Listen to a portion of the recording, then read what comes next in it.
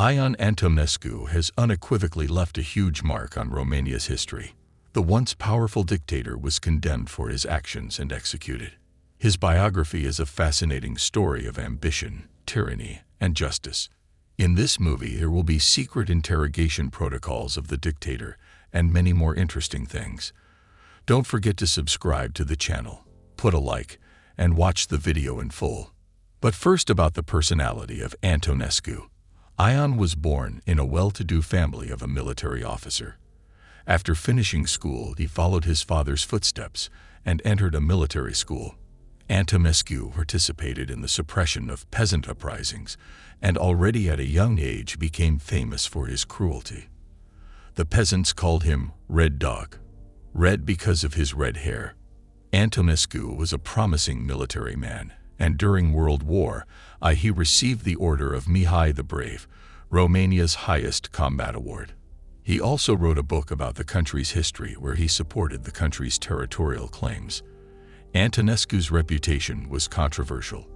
Possesses a flexible mind, duplicitous, very vain, with a huge will to succeed, extreme xenophobe, characterized the future dictator by a French diplomat.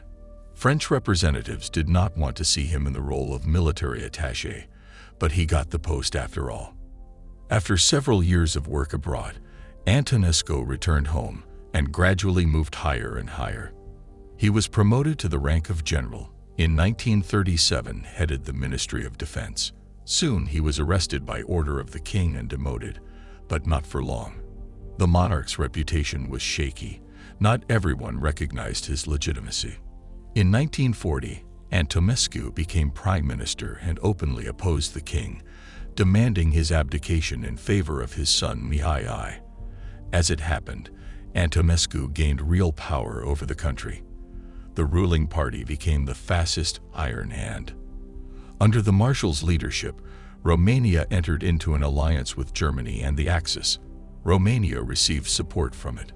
Along with this, persecution of Jews and Slavs began. Concentration camps were opened. We are ruthless. I don't think of the individual. I think of the general interests of the Romanian nation, which demand that we no longer be so lenient, said the dictator.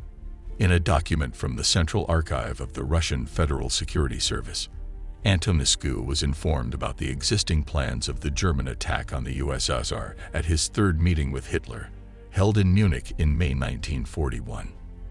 At that time, Berlin secured the consent of official Bucharest to join its military operation. The Romanian ally was given specific military tasks. It was not only a question of providing the Romanian territory as a bridgehead, but also the direct participation of the Romanian army in the implementation of the German military action. One of the main arguments in favor of Romania's participation in the war was a reference to the loss of its territories, reunited with the USSR in the summer of 1940. Bessarabia, which belonged to Russia in 1812 to 1918, as well as northern Bukovina, where the Ukrainian population prevailed.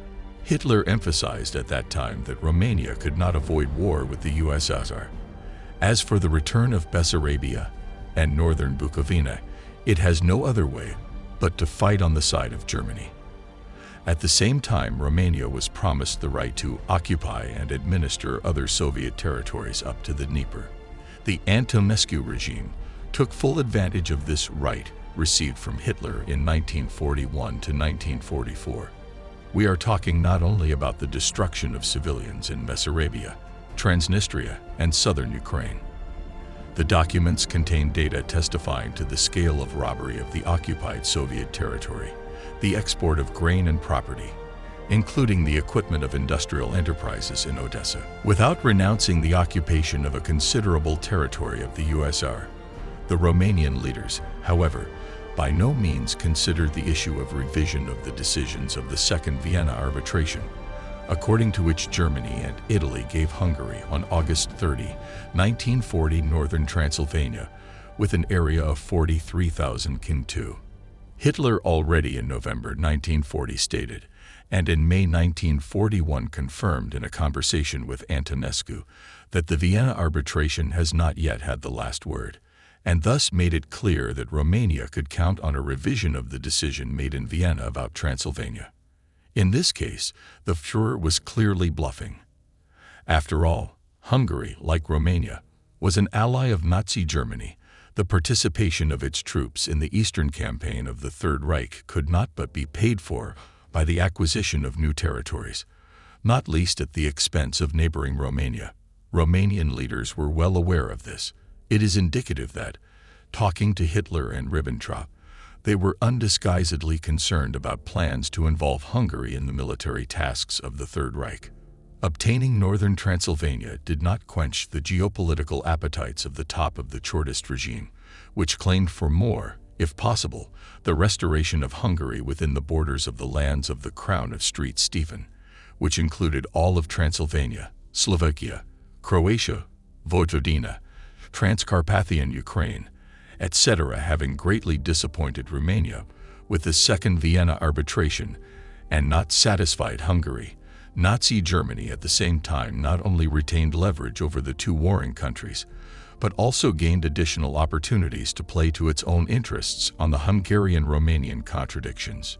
Antonescu's testimony about his May 1941 meeting with Hitler confirms that the decision on Romania's entry into the war on the Eastern Front was made primarily with an eye on Hungary, which, in case of Romania's refusal, could have been at a significant advantage over its eternal rival and would have surely gained new Romanian territories with German support. Berlin's opportunities to blackmail its satellites were truly limitless in 1941. Hitler's references to a new threat, allegedly coming to Romania from the USSR, claiming, contrary to Germany's position, full control over the mouth of the Danube, could also contribute to Romania's entry into the war, but played a less significant role, as we believe. Be that as it may, the foreign policy choice made in favor of Germany condemned Antonescu's legionary regime to an ignominious defeat in the war. Moreover, the subordinate character of Bucharest in its relations with Berlin in no way justifies the crimes committed by the Romanian authorities of their own free will on the territory of the USSR. As is known, the defeat of the Wehrmacht at Stalingrad contributed to the strengthening of anti-German sentiments of the Romanian, as well as Hungarian, political elite. In the territory of neutral countries, Sweden, Switzerland, Turkey, secret contacts of Romanian representatives with Anglo-American emissaries were undertaken. As for Marshal Antonescu, he opposed the attempts to withdraw Romania from the war, motivating his position not only by the unacceptability of the set conditions, i.e. the preservation of Romania in the 1940 borders, without northern Transylvania, Bessarabia, northern Bukovina, as well as southern Dobruja, given to Bulgaria, but also by certain ideas about officers' honor. As his foreign minister explained during one of the interrogations, Marshal did not want to fight against Germany, stating that he, as a military man, was uncomfortable to betray his former ally, Germany. Contacts with the anti-fascist coalition powers were, however, continued, including with the USSR. And on August 6, 1944, Marshal Antonescu and his foreign minister had to give appropriate explanations to Hitler and Ribbentrop. They had to confirm that the Romanian government is forced, due to the extremely difficult situation at the front, to clarify the conditions under which Romania can withdraw from the war. The documents reflect certain hesitations of the Romanian leaders. If we believe Foreign Minister Mihai Antonescu, he told his German counterpart, Ribbentrop, "Since Germany is retreating, we cannot put the rope around our own neck, and if the Germans do not guarantee the defense of Romania, the Romanian government must seek a way out of the war." By this time, the victorious Iasi Chisinau operation of the Red Army was already unfolding. Although Marshal Antonescu and his inner circle were unable to make a decisive step towards a break with Hitler's Germany, a part of the generals managed to carry out a coup d'état on August 23, 1944. This could only happen with the support of the 22-year-old King Mihai, the only living recipient of the Soviet Order of Victory, who, realizing his own historical mission and showing courage, fully deserved his award.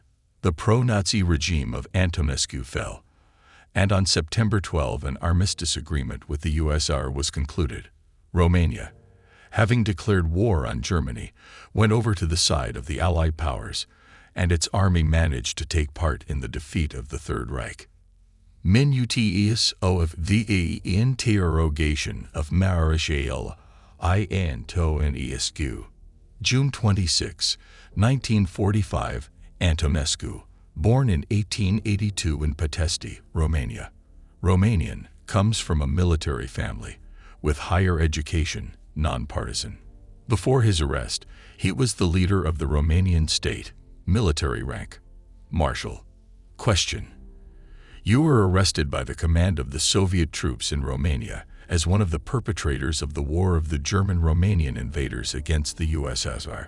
Do you plead guilty to these crimes? Answer: yes, I do.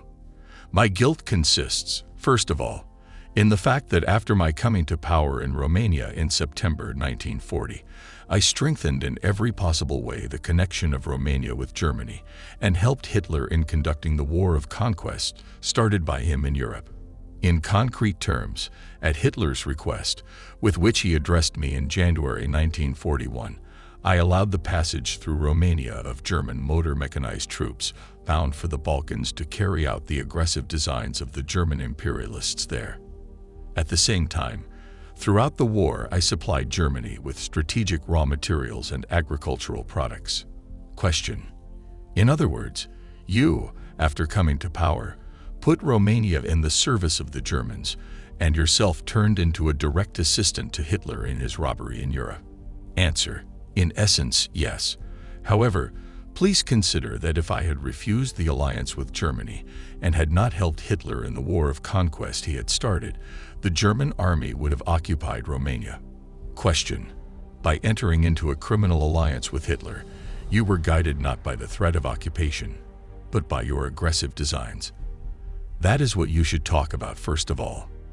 Answer: I will not deny that, having established a personal relationship with Hitler, I shared his invasive policy and on this basis in the half of May 1941 agreed with him on a joint military attack on the Soviet Union.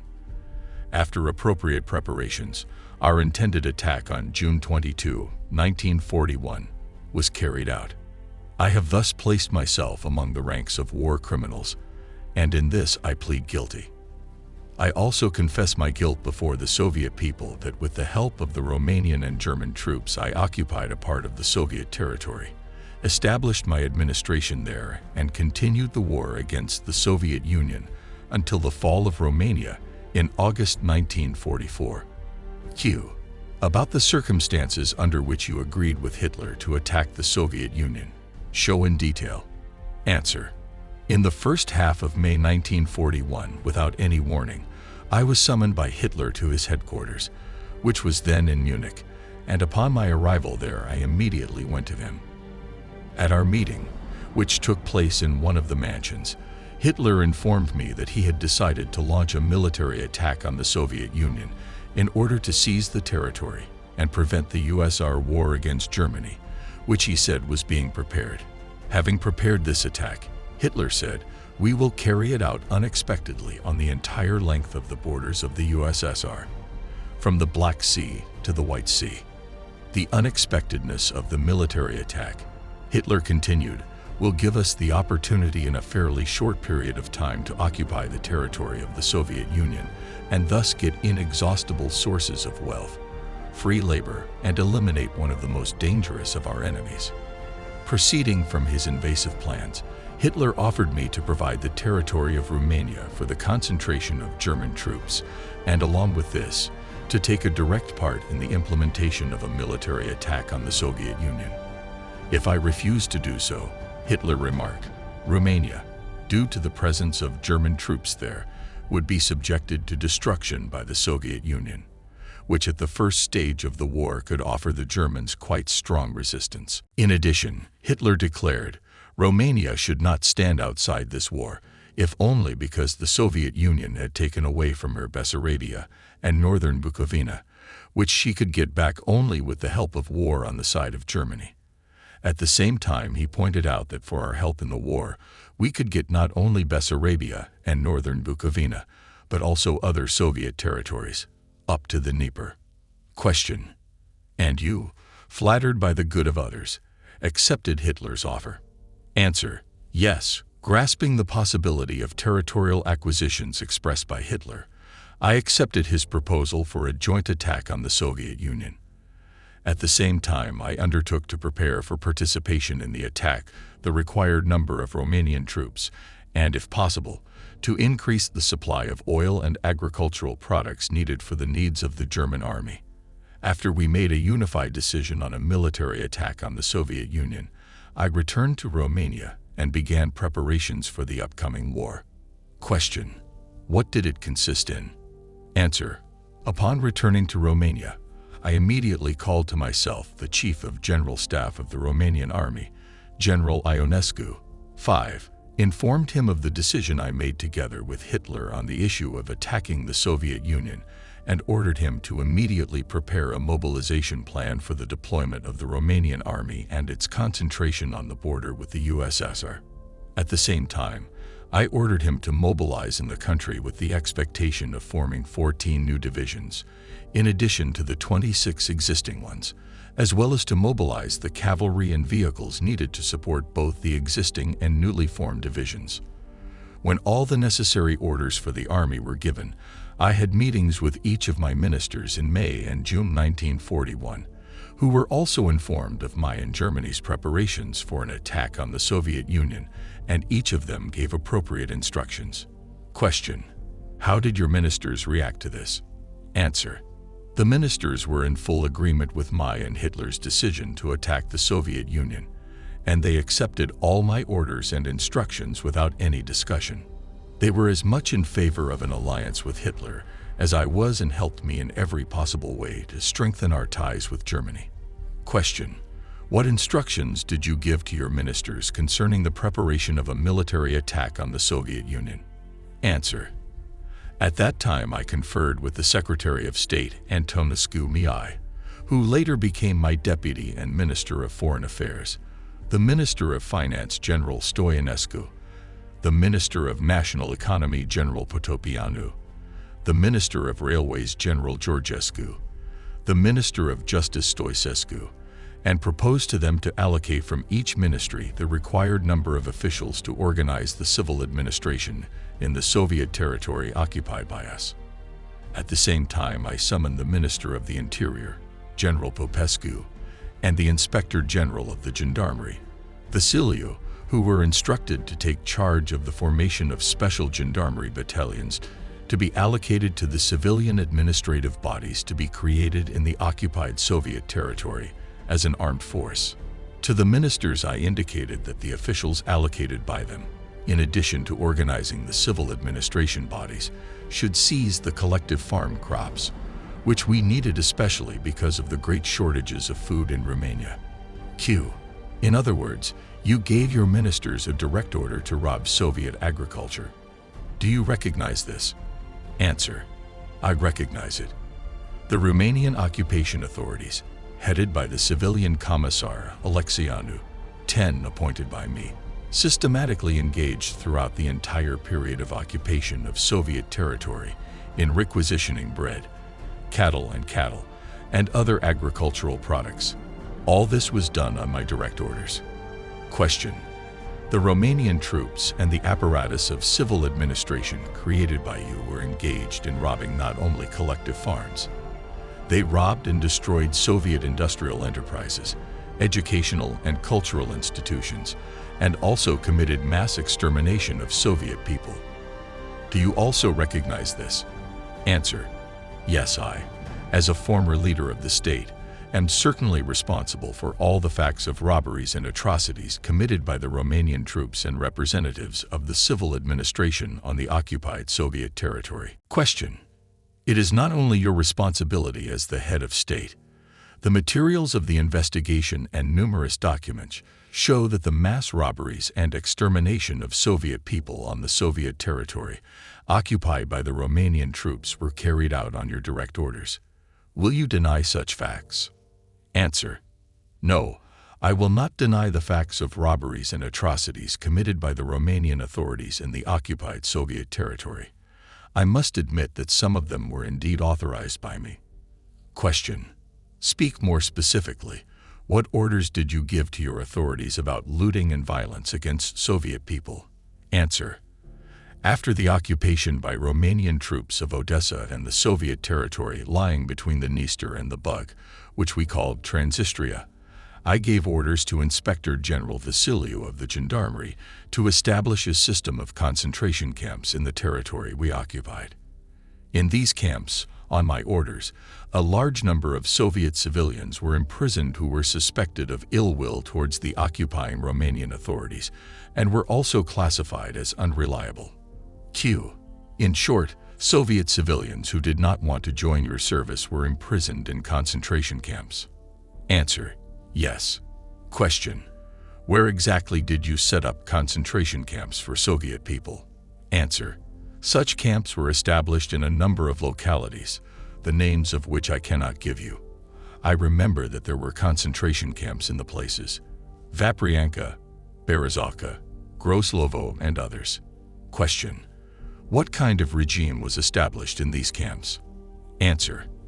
I must say that the regime was very severe. In all the camps, as I was reported, there was a high mortality rate due to lack of food and various epidemic diseases because of the absence of medical personnel there. Q. Your crimes against the Soviet people are far from being limited to this. Tell us about other facts of atrocities committed under your orders in the occupied Soviet territory. Answer. I admit that I gave other such orders. For example, after the occupation of Odessa in October 1941, the commander of the 4th Romanian Army, General Ikovic, who was there, reported to me that Soviet patriots had blown up the building of the Romanian commandant's office, killing up to 130 officers. Having reported this, Ikovic asked me to authorize him to carry out a series of repressive measures against the population. I authorized this. Question. Could you specify what kind of repressive measures Ikovic asked you to authorize? Answer. It was the shooting of Soviet people. Question. Those not involved in the explosion? Answer. Yes, because it was difficult to find the perpetrators of the explosion. Question. Is this what you call repressive measures? Answer. Yes. Question. How many Soviet people were shot under this order of yours? Answer. I find it difficult to answer this question. Question. You find it difficult because such shootings on the basis of your orders were carried out systematically. Answer. Another such order was issued, but I do not know how it was executed. Question. What was this order? Answer. At the end of 1941 or the beginning of 1942, someone from the Ministry of War reported to me that in the Soviet territory occupied by us, the cases of killing of our soldiers began to increase. In this connection, I ordered to issue an order warning the population of the occupied Soviet territory that for every Romanian soldier killed, 100 Soviet citizens would be shot. Such an order was in fact issued, but I repeat, I do not know how it was issued by the military commandant's offices. I believe that it was used only to intimidate the population. Question. You think so in vain. The documents of the Extraordinary State Commission for Investigation of German-Romanian Atrocities, created by the Soviet government, established that only in Odessa and on the territory of Odessa region during the period of its occupation, more than 200,000 Soviet civilians were killed, hanged, and tortured in concentration camps. What can you say after that? Answer. I do not allow that all these atrocities were committed by Romanian troops. It is true that I do not absolve myself of responsibility for the shooting of Soviet people, but I ask you to check that the mass extermination of Soviet people was carried out by the Germans. Question. And in your opinion, were the Germans also engaged in mass robbery of Soviet industrial enterprises, educational and cultural institutions? Answer. No, I was guilty of that, because it was done on my orders. At the end of 1941, when Odessa and the territory of Transnistria were occupied by Romanian troops, I ordered to create a special commission headed by General Vasiliu, the former head of the engineering department of the Ministry of War, and instructed him to remove to Romania all the equipment of Soviet industrial enterprises located on the territory occupied by us. At the same time, I pointed out to Vasiliu that only the equipment that could be used for the needs of the war and was war booty should be taken out. Question: the Romanian occupation authorities, under the leadership of your proxies Vasiliu and Alexianu, took out of Odessa and other occupied cities streetcar cars, equipment of educational, cultural, and children's institutions, and even the scenery and stage from the Odessa Opera House. Do you think these are also spoils of war? Answer: no, such equipment and valuables cannot be called trophies. Question: then on what grounds did you take them to Romania? Answer: I admit that it was done on my order. Question: and this means that you knowingly authorize your occupation authorities to plunder Soviet goods on a mass scale? Answer: yes, I am guilty of this. The protocol is recorded from my words correctly. I read it in translation in Romanian. This was the first protocol of interrogation. If you want to continue, put likes, subscribe to the channel in front of a lot of interesting things.